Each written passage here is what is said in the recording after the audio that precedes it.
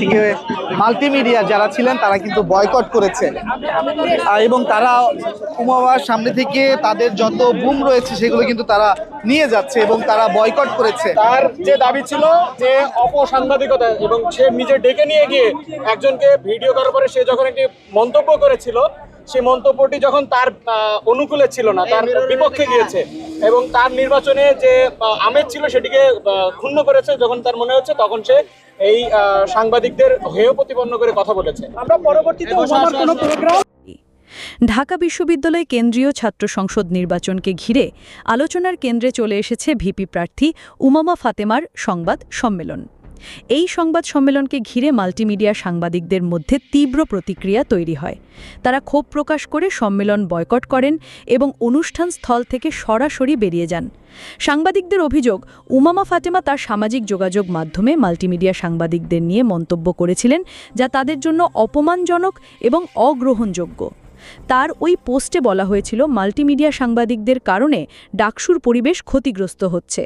সাংবাদিকরা মনে করেন তিনি একজন আন্দোলনের সহযাত্রী হওয়া সত্ত্বেও এমন মন্তব্য করেছেন যা তাদের মর্যাদাকে আঘাত করেছে।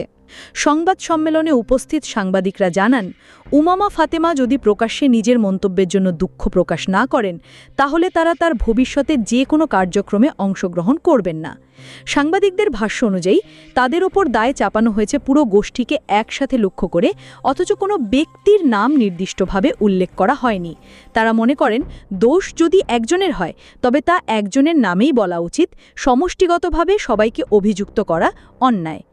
সংবাদ সম্মেলনের ভেতরে দেখা যায় সাংবাদিকরা তাদের মাইক্রোফোন ও ক্যামেরা সরিয়ে নিচ্ছেন এবং সম্মেলন ত্যাগ করছেন। তারা জানান এর সিদ্ধান্ত এসেছে সাংবাদিক সংগঠনের নির্দেশনায়, আর এর লক্ষ্য হচ্ছে সাংবাদিকদের সম্মান ও অধিকার রক্ষা করা।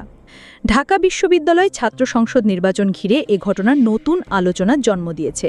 ভিপি প্রার্থী উমামা ফাতেমার বক্তব্য, সাংবাদিকদের প্রতিক্রিয়া এবং সামনের দিনগুলিতে এই পরিস্থিতি কেমন দাঁড়ায় তা এখন সময় বলে দেবে।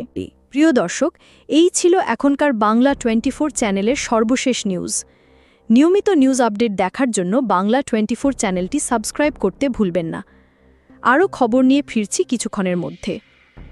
সাথে থাকার জন্য ধন্যবাদ।